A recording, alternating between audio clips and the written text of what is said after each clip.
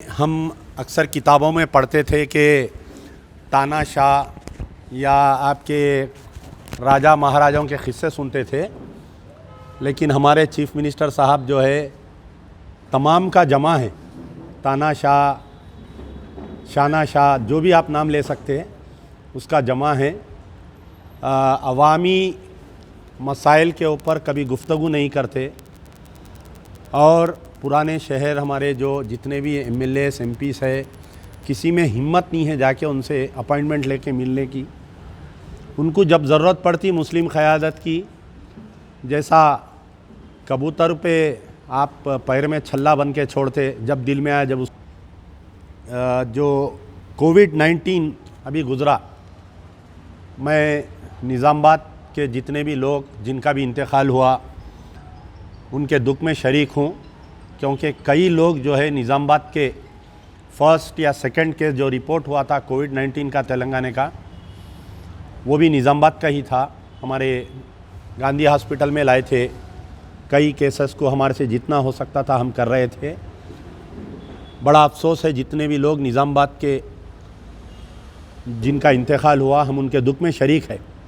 फ़र्दन तमाम फैमिलीज़ को फ़ोन पर मैंने बात किया और उसके बाद में जो भी रिलीफ़ वर्क होता था, हमसे जो अल्लाह ने हमको दिया हमने किया, बग़ैर किसी चंदा और धंधे के। और थोड़ा देर से आने के लिए मैं माफ़ी चाहता हूँ, क्योंकि बहुत ट्रैफिक थी पूरी रोड पे, पूरी रोड तबाह है। कामारेड्डी आई जब तक भी हमारे को इतनी ट्रैफिक मिली।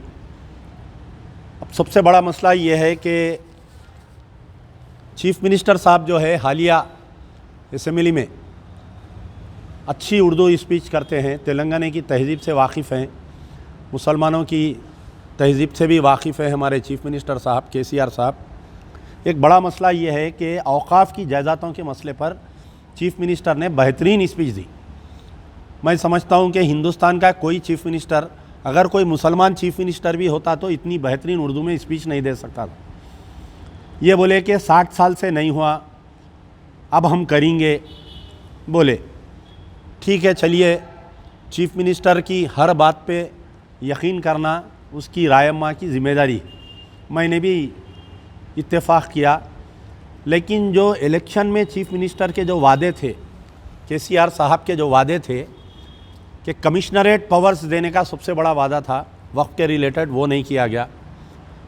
उसके बाद में 12% रिज़र्वेशन तो बिल्कुल तातील का शिकार है। अब तो हम पूछना भी भूल गए, हमारे कायदीन को वो वादा याद भी नहीं रहा 12% का। वक्फ के मामलात में जो है कि जो तबाही आज के दौर में वक्फ प्रॉपर्टीज़ को हो रही है, आपके ख़ुद निज़ामाबाद का एक मसला है। मैं यहाँ पर अखबारात में वो मसले को देखने के बाद में हैरत हुई मुझे कि निज़ामाबाद में इतनी बड़ी प्रॉपर्टी और एक शख्स आके उसको कब्ज़ा करता है, फ़र्ज़ी मुकदमा चलता है अदालत में, वक्फ बोर्ड केस हार जाता है, वक्फ बोर्ड अपील पे नहीं जाता है। उसके बाद में यहाँ पर एक बड़ा शॉपिंग कॉम्प्लेक्स तामीर किया जाता है, सराय गाज़ी, 4300 गज़। आप बोलिए आज कम से कम 60,000 70,000 रुपये गज़ वहाँ पर की ज़मीन है। पहले तो ज़मीन नहीं हो इस एरिया में। मैं ख़ुद वो फ़ोटो में किसी उर्दू अखबार में मैं देखा, वो देखने के बाद में वो फ़ोटो बड़ा अफसोस हुआ मुझे। उसी वक्त हमारे मोहम्मद सलीम साहब से बात किया। पहले तो उन्होंने लाइल्मी का इज़हार कर दिया, मेरे को मालूम ही नहीं है क्या किस्सा है, आप कल आओ अपन दफ्तर पे बात करेंगे बोले। दूसरे दिन मैं दफ्तर पे गया, मैं हमारे निज़ामाबाद के भी लोगों को बोला ये पूरी फ़ाइल निकालो, इसको अपन हाई कोर्ट में अपील करेंगे। तो पता चला कि हाई कोर्ट से भी कुछ ऑर्डर ला लिया वो शख्स जो कब्ज़ा करा हुआ है। यहाँ पर जो लैंड ग्राबरों की लॉबी है वो इतनी मजबूत है कि चाहे वो कोई भी पार्टी रहो पावर में, चाहे वो कांग्रेस रहो या चाहे वो टीआरएस रहो, कल अगर बीजेपी भी आ गई पावर में तो ये लोग उनसे एडजस्ट हो जाते। ये जो लैंड ग्रैबर्स की लॉबी है ये, तो लैंड ग्रैबर्स से कब्ज़ा वापस लेना आज के दौर में बहुत ही मुश्किल नहीं बल्कि नामुमकिन हो चुका है।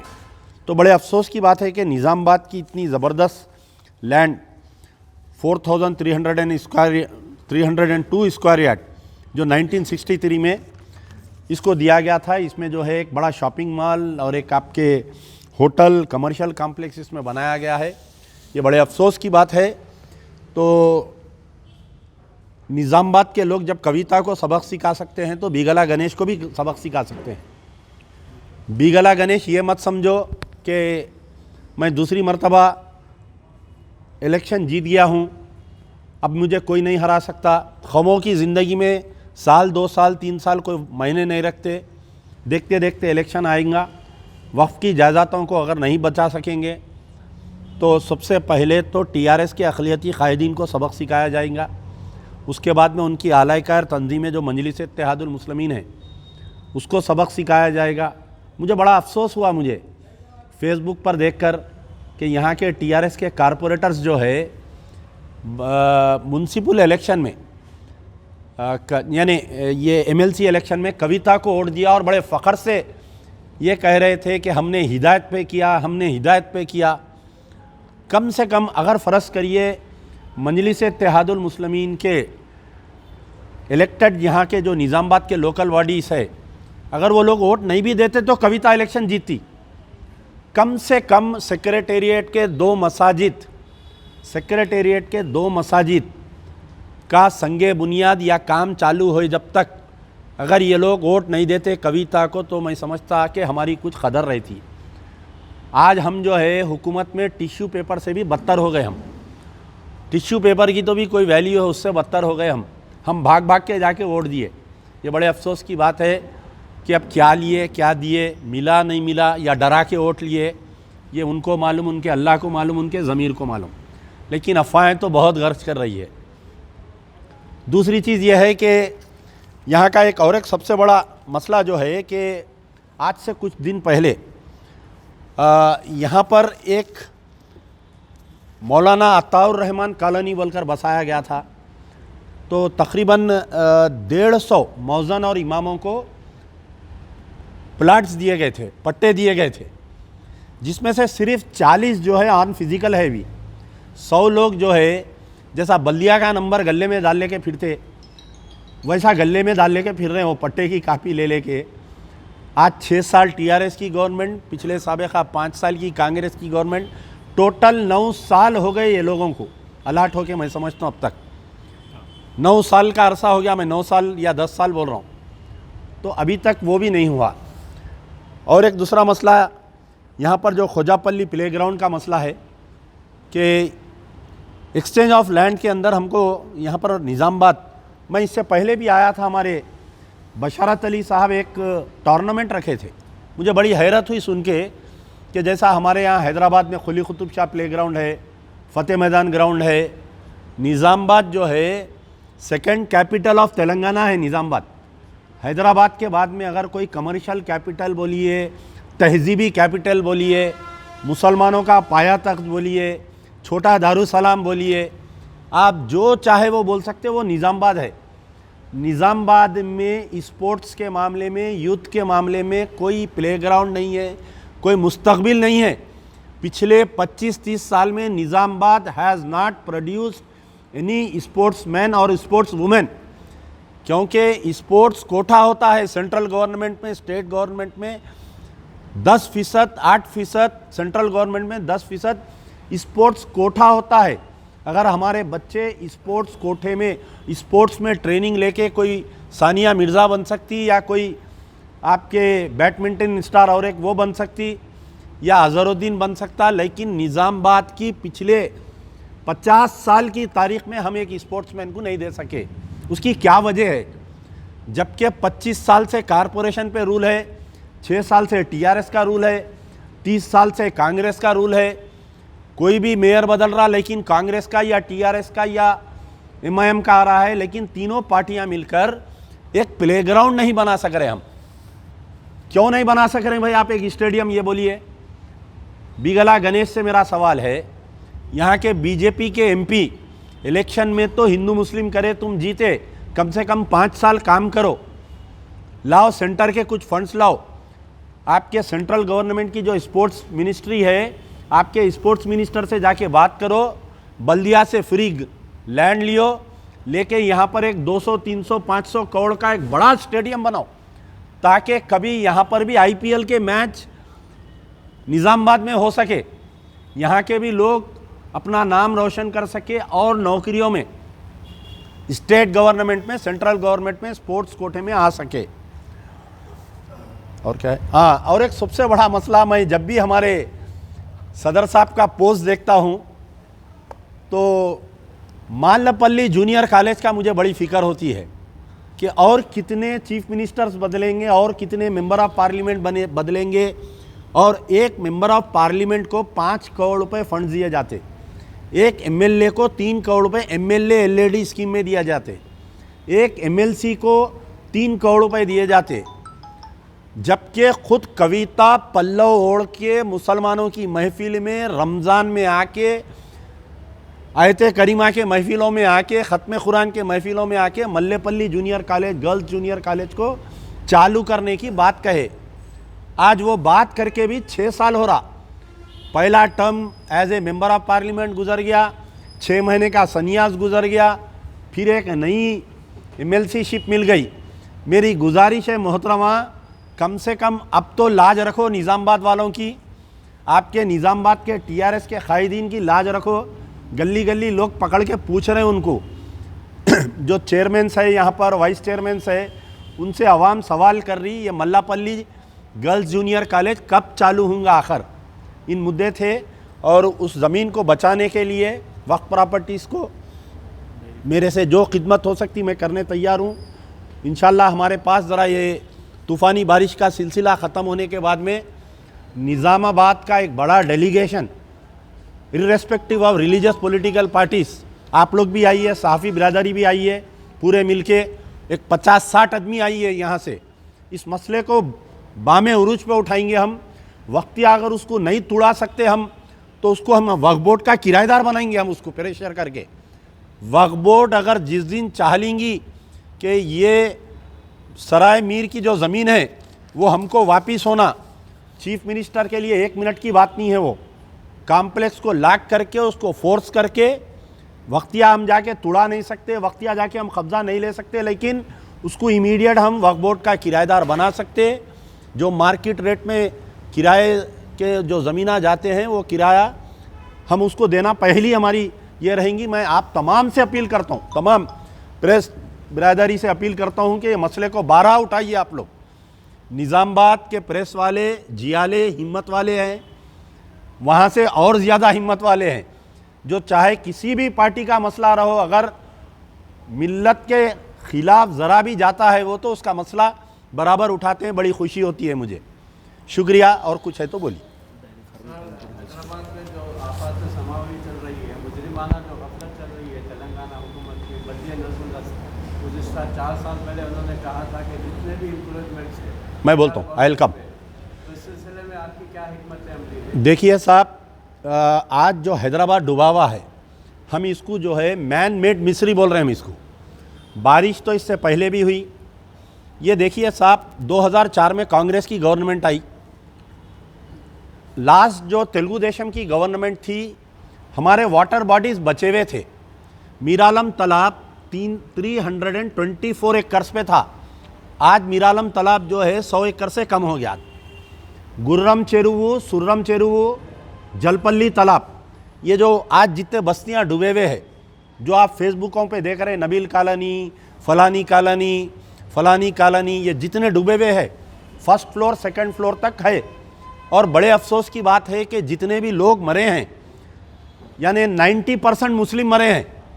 हमको शऊर ही नहीं रहता, कौन ज़मीन बेच रहा हम नहीं देखते, हम जाके ख़रीद लेते। तालाब की ज़मीन रहने दो, शिकम लैंड रहने दो, गवर्नमेंट लैंड रहने दो, हम ख़रीद लेते। उम्रे हज का सवाब बोल के हम ख़रीद लेते जाके। आज पानी आया तो मर रहे कौन? हमारे ही लोग मर रहे हैं। अब बताइए, मोहम्मद अली शब्बीर साहब सिटी इंचार्ज मिनिस्टर थे हमारे, 10 साल 2004 से लेके 2014 तक मोहम्मद अली शब्बीर साहब मिनिस्टर रहे। और जब भी कोई लैंड ग्रैबिंग होती थी, मेरे पास इतने कंप्लेंट के कॉपीज है, हाई कोर्ट के जजमेंट्स हैं। एक लुबना सरवत बोल के एक लेडी है हमारे पास, ह्यूमन राइट्स एक्टिविस्ट है, उसका आप लोग इंटरव्यू देखे होंगे। हम जो है रिवर ट्रिब्यूनल में केसेस डाले, हाई कोर्ट में केस डाले, सुप्रीम कोर्ट में केस डाले कि भाई ये तालाबों पे कब्जे हो रही, रोज़ रात में 200 गाड़ी मट्टी डाल रही, 80 लाख में प्लाट बन रहा, सुबह में उसकी रजिस्ट्री हो रही। बास वक़्त तो ऐसे मामलात हुए कांग्रेस के दौर में कि अगर कोई MRO तहसीलदार जाके अगर वो ज़मीन को बचाने की कोशिश कर रहा तो उसको चाकू मार दिए। मादन्ना पेट पुलिस स्टेशन में एक तालाब की ज़मीन, एक रिवर पॉन्ड था, एक वो ज़मीन को कब्ज़ा कर रहे हैं तो उन्हें बचाने गया, उसको चाकू मार दिया। उन्हें पुलिस स्टेशन आया तो पुलिस वाले 3 दिन तक केस ने बुक करे प्रेशर में। जो तालाबों पे कब्ज़े हो रहे थे तो इन तालाबों को तबाह करने में 10 साल कांग्रेस का हाथ रहा, MIM का हाथ रहा, पहली चीज़। अब 2014 में इनू आए, TRS की गवर्नमेंट आई, हम समझे कि भाई कुछ KTR साहब बहुत बातें करे, ग्रीन बोले, येलो बोले, इस्तांबुल बना देता हूँ बोले, ओल्ड सिटी को गोल्ड सिटी बना देता हूँ बोले। एक डिप्यूटी चीफ मिनिस्टर दिए ओल्ड सिटी से, हम बहुत खुश हुए। रेवेन्यू पोर्टफोलियो दिए उनको। मैं खुद जाके महमूद अली साहब से 15-20 मरतबा मिला, ये सब कंप्लेंट लेके, मीरालम तालाब का कंप्लेंट लेके कई बार गया मेरे पास। आप मेरा ट्विटर चेक कर सकते, अखबारात के न्यूज़ां देख सकते। जो मोहम्मद नगर में जो ज़मीनों के कब्ज़े हुए, जो जलपल्ली में कब्ज़े हुए, ये सब इनके ही लोग करे ना साहब। आज जो फेसबुकों पे आके जो आवाम को आगाह कर रही, रोज़ एक फ़ोटो आ रही, देखो आप, कभी पैंचे उठा के फ़ोटो आ रही, कभी पेट पे पट्टा बन ले के फ़ोटो आ रही, कभी टोपी पहन ले के, कैंगरू टोपी पहन ले के फ़ोटो आ रही।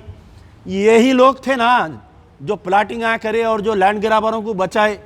ठीक है, लैंड ग्राबर तो अपना काम करे, गवर्नमेंट रजिस्ट्री कैसा करी बताइए।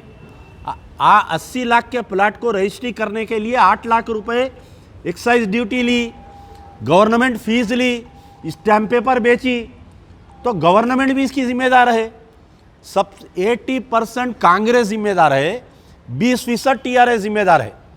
अच्छा, 4 साल पहले जो है एक बहुत बड़ा फ्लड्स आया था हैदराबाद में, ऐसी बारिश हुई थी, पूरा बेगम बाजार बह गया था। चीफ मिनिस्टर साहब ऐलान करे थे अगर कोई नाले पे, शिकम लैंड पे, FTL पे कोई इलीगल कंस्ट्रक्शन करेंगा तो मुझे लाके बताइए, मैं 10,000 उसको इनाम दूंगा। मेरे पास जो है 15 या 20 कंप्लेंट कापी से, और उसमें मैं लिख रहा हूँ हर कंप्लेंट में नोट, आपकी ये इतला, आप जो बोले 10,000 रुपये पर कंप्लेंट को देते, फोटोज़ के साथ, कितने सेल्लार इलीगल है उसमें, कितने ऊपर के फ्लोर इलीगल है, कौन से मिनिस्टर की सरपरस्ती है, कौन से लैंड ग्रैबर, कौन सा MLA इसमें इन्वॉल्व है, हर वो चीज़ दिया मैं। CM साहब को दिए, KT रामाराव साहब को दिए, फिर उसके बाद में हमारे MNUD प्रिंसिपल सेक्रेटरी को दिए, विजिलेंस एंड एनफोर्समेंट डिपार्टमेंट को दिए, एंटी करप्शन को दिए, बल्दिया कमिश्नर को दिए, हमडा को दिए, अरे हर किसी को कंप्लेंट दिए। आप बताइए, एक भी मौजूदा जो मिनिस्टर है हमारे T श्रीनिवास यादव साहब, हर लैंड ग्रैबिंग में, हर इलीगल कंस्ट्रक्शन में इनका फ़ोन आ जाता। क्या करेंगे बोलिए, बल्दिया में स्टाफ नहीं है हमारे कने, आपको मालूम होना चाहिए। पिछले 25 साल से बल्दिया में टाउन प्लानिंग सेक्शन यानी बल्दिया की रेड़ की हड्डी होती इलीगल कंस्ट्रक्शन को रुकाने के लिए। पिछले 25 साल में कोई आपके नया अपॉइंटमेंट नहीं हुआ, मर गए सो मर गए, रिटायर्ड हो गए सो रिटायर्ड हो गए। 3 असेंबली कॉन्स्टिट्यूंसी को एक सेक्शन ऑफिसर है हमारे कने, 3 असेंबली कॉन्स्टिट्यूंसी यानी 9 लाख वोटर्स को एक सेक्शन ऑफिसर, फिर उसके हाथ के नीचे कोई चेयरमैन नहीं, उसके हाथ के नीचे कोई स्पेशल ऑफिसर नहीं, उसके हाथ के नीचे कोई लेबर नहीं, कोई गाड़ी नहीं। इन्हें अपने 2 व्हीलर पे जाना, जाके उसको डराना, मामूल तोड़ लेना, आ जाना। एक ACP, 7 असेंबली कॉन्स्टिट्यूंसी को एक ACP असिस्टेंट सिटी प्लानर, और 24 असेंबली कॉन्स्टिट्यूंसीज को एक DC डिप्टी म्यूनसिपल कमिश्नर। क्या काम होता बताइए आप मैन पावर दीजिए, मशीनरी लाइए। आजकल गूगल मैपिंग आ गया, कहाँ इलीगल कंस्ट्रक्शन हो रहा गूगल मैपिंग से देखिए। फिर उसके बाद में कंसिक्यूटिव गवर्नमेंट, कांग्रेस गवर्नमेंट भी LRS BRS लेके आई, इन्हों भी लाए LRS BRS। जितने शिकम लैंड, बड़े बड़े शादी खाने बने, आप जाके देखिए। जो कारवान, आसिफ नगर, नदीम कॉलोनी का जो रोना है ना, ये हकीमपेट के तालाबा कब्जा होने से हो रहा है ये रोना। आप जब शहर का पानी का आउटलेट बंद कर देंगे तो पानी कहाँ से जाएगा बताइए आप। कल हैदराबाद में हुआ, अब निज़ामाबाद में भी होता है, यहाँ पर भी हो रही। कितने तालाबा कब्जा हो रही। रोज़ मेरे को एक फेसबुक पे व्हाट्सएप पे फ़ोटो आ रही, साहब वो नाला कब्जा कर लिए, ये नाला कब्जा कर लिए। इसमें अवाम का भी बहुत बड़ा कसूर है। इसमें अवाम का कैसा कसूर है कि भाई आप जो है एक लीडर कब्जा करा तो खामोश रहते, देखते अनजान मार देते, डर जाते। पूरा मोहल्ला अगर एक हो गया तो एक कारपोरेटर, एक एमएलए क्या कर सकता बताइए आप। अवाम भी खामोश रहती, अरे जान दो किसकी ज़मीन खा रहा है कि उन्हें कौन सा तालाब कब्जा कर ले रहा है कि। आज तकलीफ़ किसको हो रही आप बताइए। हैदराबाद में जितनी तबाही हुई, क्या कोई एमएलए के घर में पानी आया? क्या कोई एमपी के घर में पानी आया? क्या शहर के मेयर के घर में पानी आया? क्या कोई कारपोरेटर के घर में पानी आया? क्या किसी की कोई एमएलए एमपी कारपोरेटर की गाड़ी बही क्या बताइए? क्या कोई उसका फ्रिज बहा क्या बताइए? क्या उसका कोई नुकसान? और इतना आप यकीन नहीं मानिए, कल रात में कट्टा शाम में 6 बजे टूटा, सुबह के 6 बजे तक मैं मॉनिटर कर रहा हूँ। ना एनडीआरएफ टीम है, ना हमारी लोकल इमरजेंसी टीम है। अरे कश्तियाँ लेके आए, कौन से कश्तियाँ ला रही? वो निज़ाम ज़माने के कश्तियाँ लेके आके लोगों को बचा रही चप्पों में आके।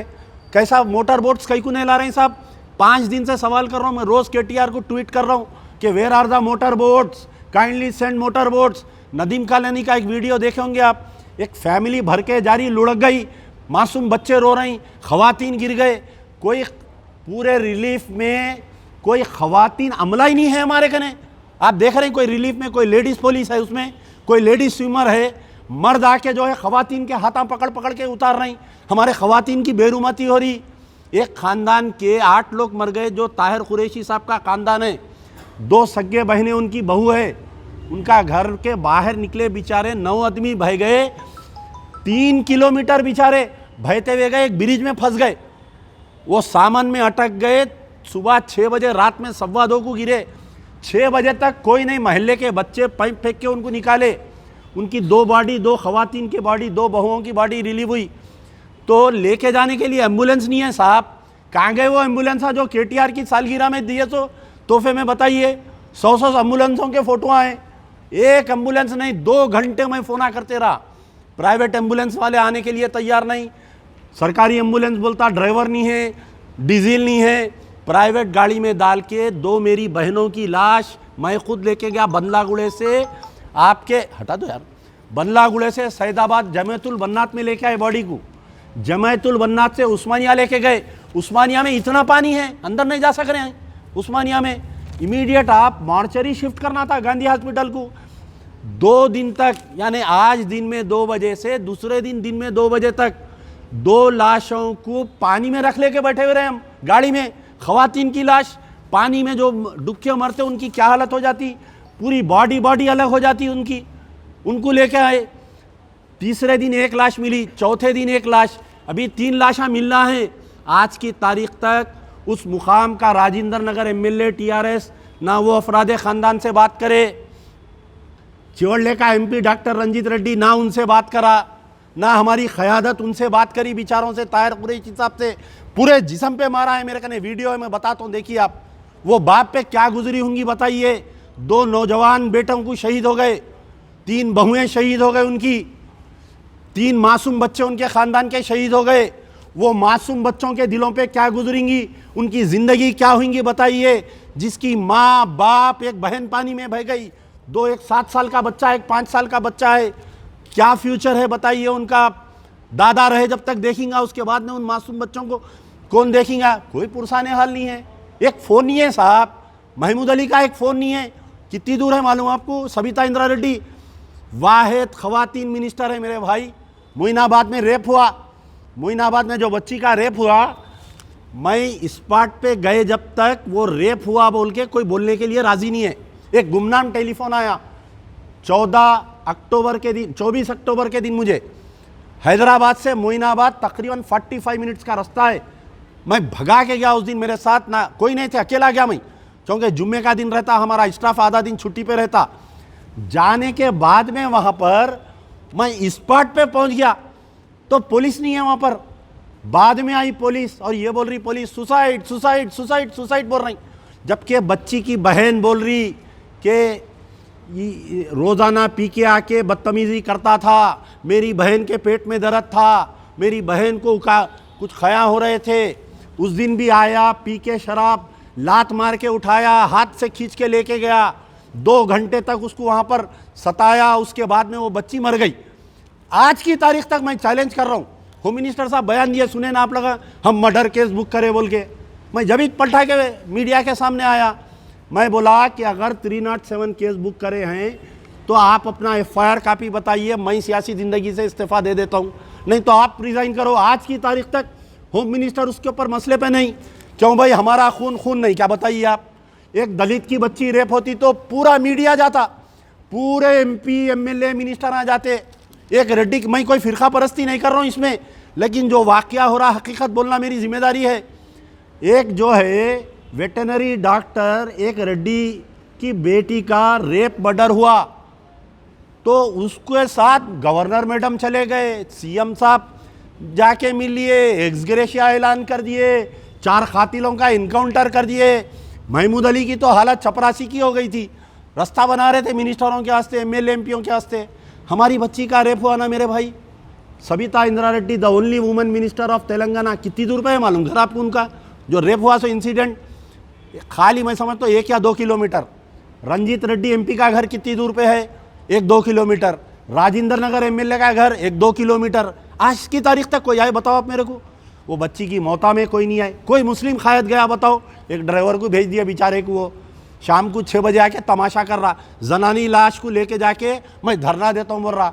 उसके बहन के साथ हुआ तो वो लाश को लेके जाके धरना देते वो तो हमारी ये हालत हो गई कि घर में अगर कोई जानवर को पाले तो उसकी तो भी इज्जत रहती। हमारी अक़लियतों की तेलंगाना हुकूमत में, ये हमारे TRS की अक़लियती कायदीन, ये हमारे मजलिस के कायदीन जो जाके गैर ज़रूरी जो चापलूसी कर रही ना, वो जो पुराने बातें, हम किसी के पास नहीं जाते, दारुसलाम को इंदिरा गांधी आई, जब चाहे जब चले जा रहे मोटरसाइकिल पे, वहाँ से आवाज़ आती। तो चाहे आप बताइए कि मसला औकाफ की जायदादों का रहो, मसला 12% रिजर्वेशन का रहो, मसला हमारी इज्जत का रहो, हमारे इबादत गाहों का, आप बताओ। BJP रूल स्टेट्स है, योगी का है, मोदी का है, आपके गुजरात में BJP है, कहीं भी 4 मस्जिदों को, आशुर खानों को शहीद करे बताओ आप मेरे को? कोत्तागुड़म में एक मस्जिद को शहीद कर दिए, अंबरपेट में एक मस्जिद को शहीद कर दिए, सेक्रेटेरिएट में 2 मस्जिदों को शहीद कर दिए, नारायणपेट में आशुर खाने को शहीद कर दिए। अरे कौन आवाज़ उठा रहा भाई? हर इलेक्शन से पहले जा रही, सरेंडर होके आ जा रही, बिरयानियाँ खा के आ रहे हैं हमारे उलमाया मशाइखीन। मैं बहुत इज्जत करता हूँ उलमा मशाइखीन की, तारीख़ है हमारे उलमा मशाइखीन की, कभी किसी कने नहीं जाते। बड़े बड़े बादशाह आके उनके दरबार में, उनके चौखट पे, उनके जूतियों कने बैठते थे। आज क्या हालत हो गई बताओ आप मेरे को? रहीमुद्दीन अंसारी एक बड़े मौलाना के बेटे हैं बेचारे, उन्होंने तो मौलाना नहीं है, तनख्वाह ले रहे ना साहब हुकूमत से हमारे लोग। अब कहाँ से हिम्मत रहती बोलिए बोलने की? 1 लाख रुपए तनख्वाह है हमारे मौलाना रहीमुद्दीन अंसारी साहब की। गाड़ी का 40,000 रुपये किराया, अपनी गाड़ी लगा लिया उन्होंने, उनकी खुद प्राइवेट गाड़ी किराए पे बोल के 40,000 रुपये उर्दू अकेडमी से उठा रही। तो ये इश्यूज़ है जी। सर एक आखिरी सवाल है मेरा आपसे। आपने कहा था कि एक खातून की मौत पर सारा हुकूमत का अमला वहाँ पहुँच गया। ये सारा लाखों की तादाद में जो अफराद है वे यारो मददगार है। अब तक एरियल सर्वे हुकूमत का नहीं हुआ, ना CM साहब वहाँ पहुँचे, तो आप इस बारे में क्या कहेंगे? ये मोइनाबाद रेप केस का बोल रहे हैं आप? टोटली जो हैदराबाद में जो हालात हो रहे हैं बारिश के, नहीं, अब तक एरियल व्यू नहीं हुआ हुकूमत की जानिब से। जिस तरह आप हैदराबाद में एक्टिविस्ट है, निज़ामाबाद में MPT के कोई भी लीडर एक्टिविस्ट नहीं, निज़ामाबाद देखिए क्या है कि हर किसी के अपने अपने वसाइल के ऊपर है, समझे आप मेरी बात को? कि यहाँ पर इंशाल्लाह MBT को मजबूत करना है, हम कोशिश कर रहे हैं। ये 1-2 दिन में होने का नहीं है, यहाँ पर भी एक्टिव है। इलेक्शन से पहले थोड़ा सा था दबदबा, अभी कुछ भी नहीं है। नहीं ऐसा है, देखिए अभी भी है एक्टिव है बोल के तो मैं आ रहा हूँ ना बार बार। अगर वो लोग एक्टिव नहीं रहते तो मैं आपके सामने कहीं को आता बार बार, बताइए आप। तो इंशाल्लाह आप कोशिश करिए, मेहनत करना हमारा काम है। हर किसी के अपने अपने वसाइल, अपने अपने प्रॉब्लम्स, उसके बावजूद कौम के लिए टाइम दे रहे हैं। आज जो है इंसान अपनी मसरूफियत में इतना मसरूफ़ हो गया कि शौहर को अपनी बीवी से बात करने का वक्त नहीं है, बीवी को शौहर से बात करने का वक्त नहीं है। ऐसे दौर में अगर कोई कौम मिल्लत के लिए, निज़ामाबाद में बताइए आप, कोई भी पार्टी रिलीफ का काम नहीं करी, सबसे पहले मजलिस बचाओ तहरीक स्टार्ट करी। कोई मुकामी कर लिए होंगे ऑर्गेनाइजेशंस वाले, लेकिन जमाती सतह पे ना कांग्रेस करी ना हम देने के बाद में सबको अक्ल आया देने का। तो इंशाल्लाह है ऐसे कई चीज़ें हैं। अब हमारे खूबियाँ तो हम बयान नहीं कर ले सकते कि बिकाऊ माल नहीं है हमारे एमबीटी के लोग, इतना मैं बोल सकता हूँ। आने वाले इलेक्शंस में, हैदराबाद के इलेक्शंस में आप लोगों की क्या राय है? नहीं, हमारी तो देखिए मुसलसल जिद्दोजहद है। बल्दिया का इलेक्शन आने वाला है, आप लोग दुआ करिए अच्छे से अच्छे उम्मीदवार मिलना पहली चीज़, क्योंकि आज के दौर में क्या है, अगर मैं इलेक्शन लड़ाना चाहा तो 100 आते मेरे कने, सब 10,000 से 1 लाख तक बिक जाते, मगर हम ऐसा नहीं करते। हम जब तक उन्हें 21 कैरेट का नहीं हुआ घस घस के देखते हम भी उसको। इलेक्शन लड़ना हमारा मकसद नहीं है, जहन देना उसको जो है जहनी तौर पे तैयार करना। हमारे वालिद के साथ काम करे तो पीछे हमारे खमर भाई है ना उनका नाम, नईम खमर साहब बैठे हुए, आप उनसे पूछिए कि खान साहब का मिशन क्या था जब एमबीटी स्टार्ट करे थे। जब जैसा आरएसएस वाले घस घस के उसको बच्चे को तैयार करके जर्नलिस्ट बनाते, उसको घस घस के तैयार करके वकील बनाते, जज बनाते, तो हम भी कोशिश कर रहे हैं कि छोटी ही कोशिश, लेकिन कोशिश चल रही। इंशाल्लाह अभी तक हम एक 50-60 सीट फाइनल कर चुके हैं बल्दिया इलेक्शन के, कि जितना हो सकता लड़ाने की कोशिश करेंगे। इससे पहले आप बोले थे निजामाबाद में भी हम 10-12 सीट लड़ेंगे बोल के, फिर उसके बाद टिकट वो नहीं करे था वो। नहीं बोला ना मैं कि हम जो है जहनी तौर पे तैयार होना है अभी हमारा कैडर, तो इंशाल्लाह देखते देखते फिर इलेक्शन आते बहुत है। के साथ हमेशा लोग चलो कुछ भी हो जाओ भाई, फिर एमआईएम को ही डालना है, इलेक्शन बूथ गए तक कैंडिडेट भी देखना नहीं है, कुछ देखना नहीं है, ये चीज़ क्या ये इलेक्शन में दिखेंगी? नहीं, आप देखिए ऐसा है कि इलेक्शन 4 साल 8 महीने किधर रहते नहीं मालूम, लेकिन वो आखिरी के जो 50% of the voter is not decided whom to vote unless he goes to the polling station। 50% voter ऐसा रहता कि मैं किसको वोट डालना बोल के उन्हें नहीं सोचता, उन्हें पोलिंग बूथ पे जाता उन्हें। अब वहाँ जाने के बाद में उन्हें क्या होता, देखता किसके लोग ज़्यादा है, किसका जमावड़ा ज़्यादा है, तो तकरीबन ये होता। और एक दूसरी चीज़ जो है कि हैदराबाद का इलेक्शन अलग है, पूरे दुनिया का इलेक्शन अलग है। हैदराबाद पार्लियामेंट में out of 16 lakh votes 4.5 lakh vote duplicate है बोल के मेरे कने सबूत है, पूरा ऑन रिकॉर्ड है। एक आदमी के 2 Aadhaar card, 2 voter ID card, 3 voter ID card, उन्हें कारवान में भी वोटर है, उन्हें मलकपेट में भी वोटर है। अब जैसा मैं अकबरबाग लड़ा था, तो मेरे एरिया में जो है लाइन में कई कारवान वालों को निकाला, मैं कई आपके निज़ामाबाद वालों को लाइनों में से निकाला, कई कामारेड्डी वालों को निकाला। तो ये क्या है, यानी एक मैनेज्ड इलेक्शन होता। 6 महीने पहले ऑफिसर्स चेंज होते, वो नाके पे कौन सा सर्कल आना, वहाँ एसीपी कौन आना, ये पूरा डिसाइड होता। इलेक्शन जो है इलेक्शन नहीं होता, बल्कि इलेक्शन को ऑर्गेनाइज करते हैं लोग। तो मैं ये बोल रहा हूँ कि हैदराबाद में आप सब इलेक्शन करा के सरकार गवर्नमेंट आवाम का टैक्स ज़ाया मत करो, बुला के सर्टिफिकेट दे दो।